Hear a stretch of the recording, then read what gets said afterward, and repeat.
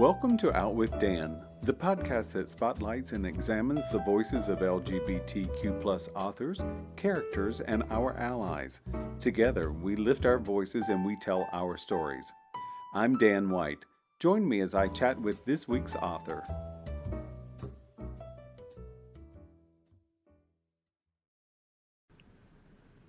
Hello and welcome back to Out with Dan. Today I'm excited to talk to USA Today best-selling author Abbi Waxman about her latest book, Deadly Does It. Oh, I love that book. I love red as my favorite color, even though I'm I love this green, cover. but I love the cover on it. Yeah. So, will you give the audience an overview of what Deadly Does It is about? Of course. So Deadly Does It is the second mystery featuring Mason&Mann, who are a pair of female detectives, one an elderly lady, one quite a young sort of Gen Z girl, who met in the first book at an AA meeting. They're both sober.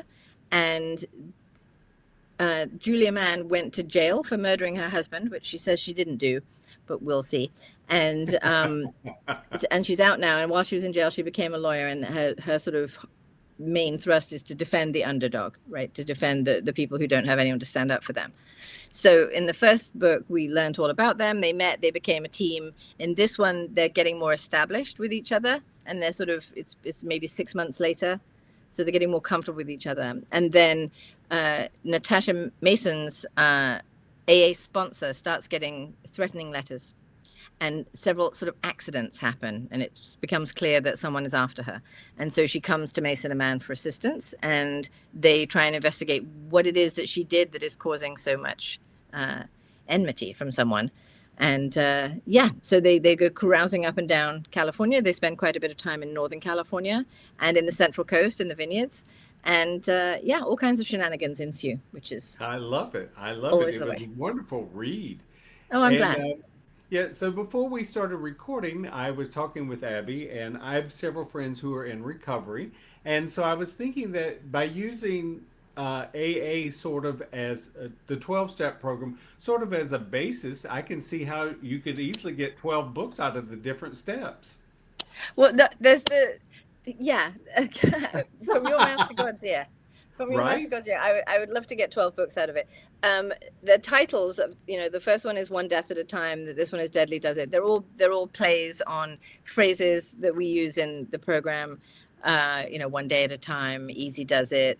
There are lots of those. Keep it simple. There's a lot of them. And so I originally was like, this is great. The titles write themselves, right? Because I always struggle with titles. But yeah, you were saying, that this book it seems very particularly focused on the 10th step, which is the step about basically, you sort of seek through prayer and meditation to, make sure that you're making, it's not an amends step, but it's about taking responsibility for what you've done, and also clearing up the sort of wreckage of your past. And yes, you could write one that is focused on each of the steps, which actually my agent mentioned early on. She's like, you could at least get 12 out of it. I love that. I love Right. that. Yeah. So it's a good idea. Well, Yeah. and I know because it reminded me of Sue Grafton. She used the alphabet, so A is for Right. alibi. And I thought, Yeah. well, because each step in a 12-step program has a particular meaning that's important to the person who's using the Yeah, steps. for sure. Yeah. And I love it because like I said before we started recording, I have several friends who are in recovery, and I really do respect them because they walk a line. Right. And it's a very purposeful line they walk. They're not tortured souls. They're wonderful humans. And I Right. think it's important because I think with any kind of substance abuse, this country sort of still has a bit of a backwoods look at it. It's like It does. everybody's Yeah. tortured and but here we have these wonderful, brilliant women who are sober and yet also very smart. Yeah, I mean, it's the thing about what I wanted to achieve with these books is to have sobriety be sort of the foundation of the way they live their lives, but it's not how they solve crime. It's just Right. that they are sober people who solve crimes. They are not solving sober crimes or solving crime soberly. They are just sober people who and because for many of us, if not most of us, sobriety is just one piece, of a complicated life, right? And there's lots of nuance, and people walk, are more or less in recovery. Some people are very dedicated and make it an everyday part of their life. Some people less so, but it's still, fundamental or at least influential, because we're all different. And so how we recover, how we were addicted is different, and how we recover is different. So yeah, I just sort of wanted to write characters for whom sobriety is important, but isn't the only thing, because as you say, I think there's a tendency to view people, addicts or alcoholics or any sort of anyone who has an addiction to gambling, anything, as if that's the only thing that matters about them. And it's not. It happens to be often a very destructive element, but that it's not the only thing that they are. And it's such a feature of many people's lives. Either they themselves have an issue with it, or they know people, or family members and friends. Like it's really such a common thing. And I'm so glad that people talk about it much more openly now than they did when I stopped drinking, which was quite a long time ago now. And I think people have a much greater understanding of all of the factors that influence someone to become addicted, and then the factors that influence them to stop. Right? And it's a journey, and many of us go in and out, or relapse, or come back, or it's not a linear, simple progression. It is complicated in the way that life is complicated. I was about to say, and life is complicated. It really is, yeah. I mean, so I know who I am. I know Right. who you are now, but Right. there's so many layers to each of us that we don't know.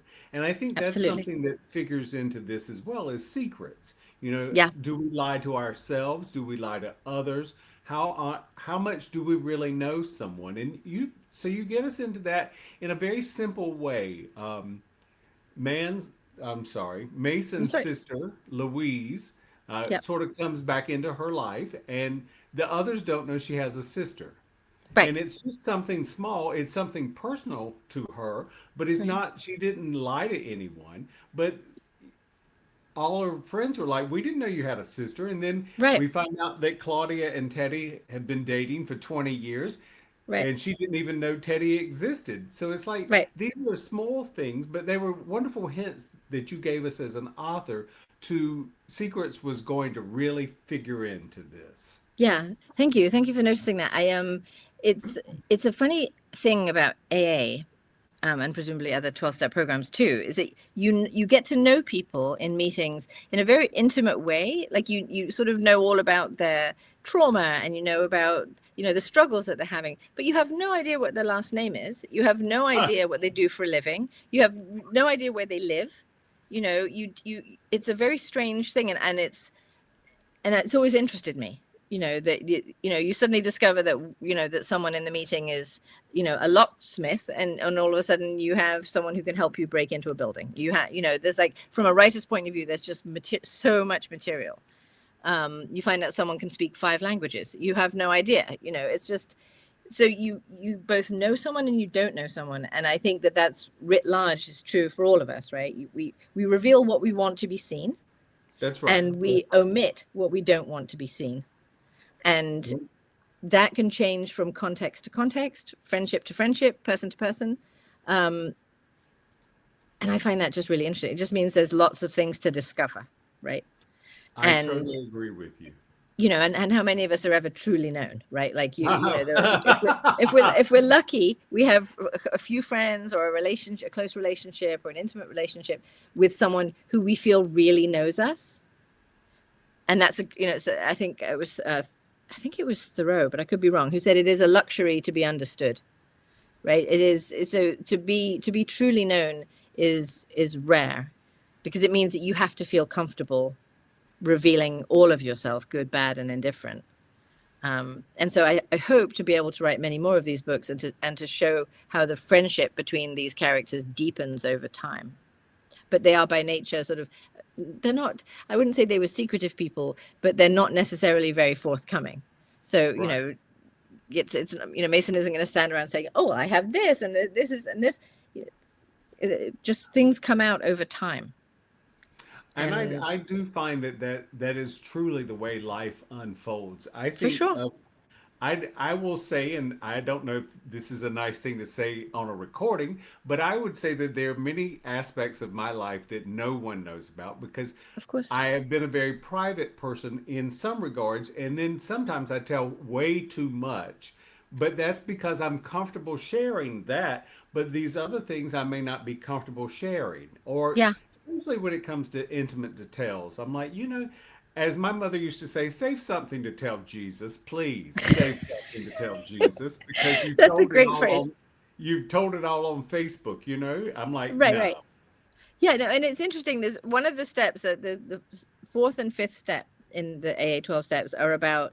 In the fourth step, you do what they call a fearless and searching moral inventory, where you write down basically everything you've ever done, everything you're resentful about, everything that you swore you're going to take to your grave, right? And you get it all down on paper. And then for the fifth step, you share it with someone. You share it with your sponsor. It doesn't have to be your sponsor. It can be another person in the program. It could be your therapist. It can be your sister. It doesn't matter. But the point is to sort of break this secrecy and to sort of show you that however terrible the thing is that you think you've done, the thing that makes you a terrible person and destined to go straight to hell without passing go, is just another thing that probably 20,000 other people have done and felt crappy about, right? And so that starts to break the silence and allow you to sort of get what we call right-sized, right? That you just start to feel like a worker amongst workers, just another person, but another bozo on the bus. And that is an enormously freeing sensation. If you've been carrying around things that you think are truly reprehensible and that would reveal the truth about yourself, which is that you're a terrible human being who is unworthy of love. When you discover that, no, actually it's fine. And your sponsor already did that. And it's not that, we all do crappy things and none of us are saints. And the goal, of course, is progress, not perfection. The idea is just to keep moving forward a little bit at a time and leave perfection to the saints, which we are not.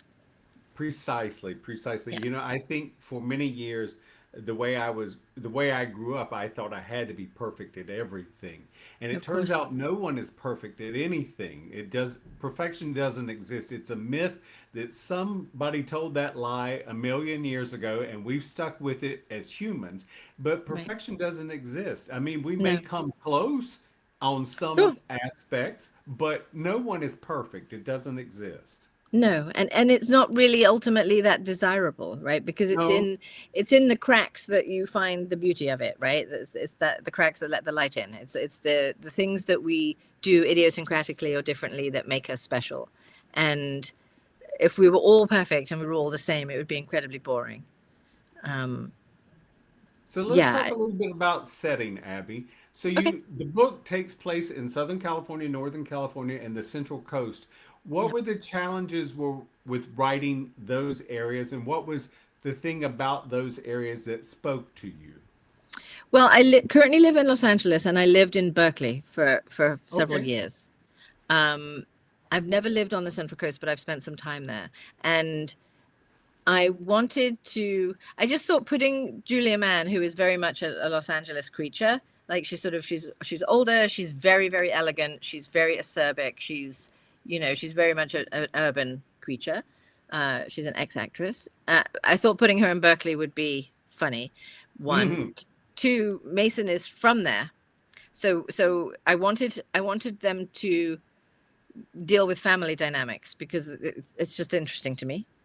And Totally it's a agree. part of this whole, like, you know someone but you don't know someone, and often actually seeing them in their family of origin tells you a hell of a lot about why they are the way they are, right? And so Julia was very interested to meet Natasha's family, and it was revealing of why Natasha Mann is as cranky. Natasha Mason, sorry, is as cranky as she is. And then they go to a meeting up there that I used to go to that takes place in Tilden Park. So that was just a little nod to any sober people who read the book and who go to meetings regularly in Berkeley. They're like, I know that meeting. And the Central Coast, I just want, because people think about Northern California as being where all the vineyards are, but actually the Central Coast has quite a few. And so I just, I love California. I'm sort of a big California booster, although I think I loved living in New York, and I'm probably going to move back to New York in a few years. But I love California, and it's just such a varied state. It's huge. There's so many different things. And so I also don't want the books to all be about LA and the movie business. I want to talk about the huge number of different industries that there are in LA. Politics and finance and all the things that exist here. So yes, and I just wanted to get them on the road as well, just from in terms of a narrative. I just wanted to have them moving and driving around. So that was why I moved them about. The first book really was entirely in LA, but it was time to get a field. So I also noticed on your bio that your mom is a fiction writer. Is that correct? Yeah, she's retired now, but she was a murder mystery writer. Her name was Paula Gosling. And she won the Gold Dagger. She won the John Creasy Award. Like, she was a Mystery Writer of America, member for a very long time. She was president of the Crime Writers Association in England for a long time. She's from Detroit, but she moved to England in the 60s because of the Beatles. And my sister and I were born there. And she stayed. So she's lived in England for most of her life. And I grew up in England and then moved here when I was 21. And I remember very clearly the point where I suddenly had lived here longer than I lived in England. And I remember my mother passing that point. I remember her suddenly saying, oh my God, I've lived in England now longer than I've lived in America. So I think I have to somehow balance the universe. Like, an American went over there, now I have to come over here. My two eldest kids went to university in England. They just got back. And we bop back and forth. I love that. I've actually lived in Los Angeles longer than I've lived anywhere in the world. Yeah, And me too. well, I've only lived in the U.S. just so we're clear. I didn't have the chance of living in England, but it's not I too did late. live in Miami. Well, that is true. I'm not afraid of moving. Well, No, I don't know. I moved in May. I might be afraid of moving, Abby. it's so destabilizing. It's so incredibly destabilizing. It totally Yeah. is. So one other fun. Let's end on a fun fact. So tell the audience about your menagerie of animals.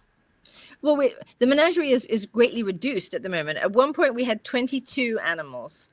Oh my good God. Yeah, but we've reduced the number. We had like 8 pigeons, which skewed the number. Like, that made it sound much worse than it was, but 8 of them were pigeons.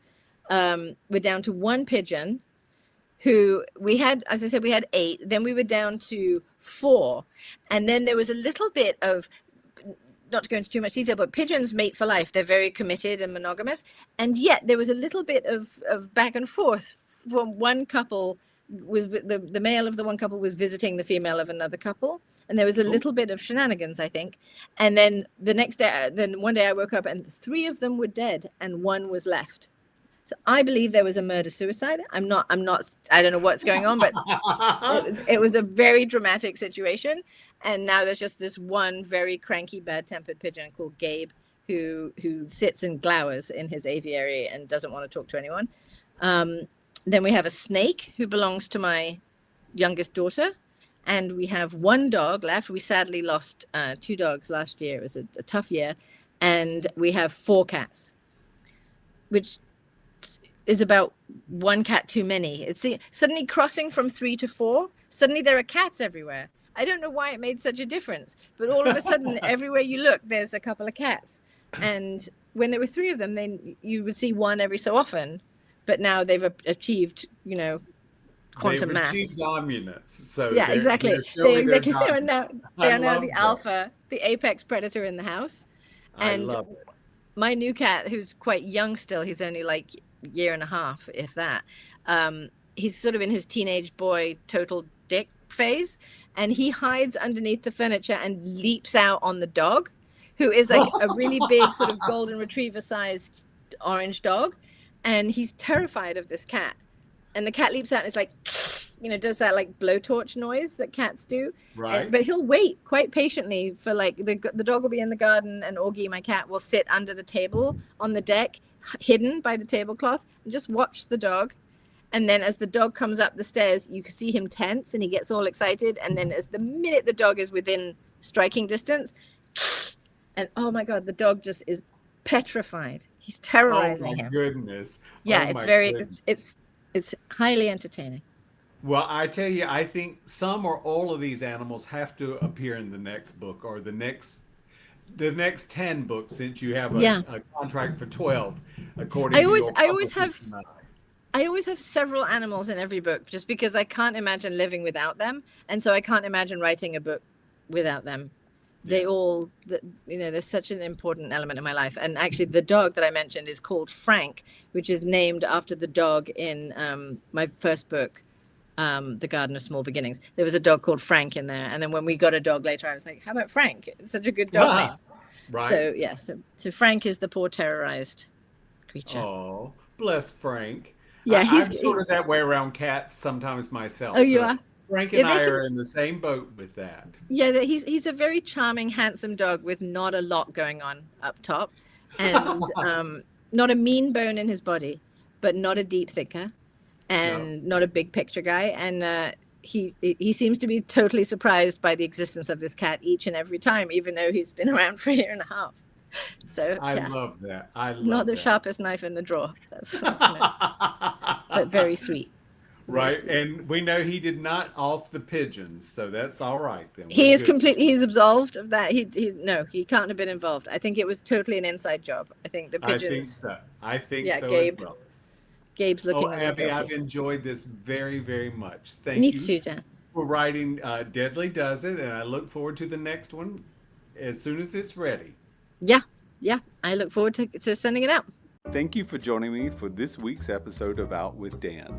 You can find more information about this podcast and its host at OutWithDan.com, on Twitter at OutWithDan, and on Instagram and Facebook at GoOutWithDan. This podcast is hosted by Authors on the Air Global Radio Network, and the theme music is provided by bensound.com. Join us again soon for the next episode of Out with Dan.